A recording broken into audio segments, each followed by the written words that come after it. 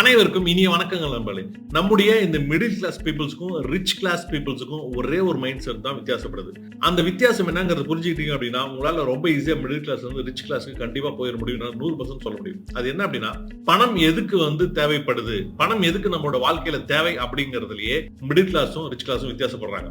Middle class peoples வந்து பணம் எதுக்கு தேவைன்னு யோசிக்கிறாங்க அப்படின்னா மாதாந்திர பில் கட்டுறதுக்கு, இபி பில் கட்டுறதுக்கு, வீட்டு வாடகை கட்டுறதுக்கு, ஸ்கூல் ஃபீஸ் கட்டுறதுக்கு, இல்ல ஏதாவது ஒரு பொருள் வேணும்னா அதை இஎம்ஐ வாங்கிட்டு கௌரவமா யாரும் கேள்வி கேட்காத மாதிரி அந்த இஎம்ஐ கரெக்டா கட்டிட்டு வரதுக்கு இதுக்கெல்லாம் தான் பணம் தேவைன்னு யோசிக்கிறாங்க.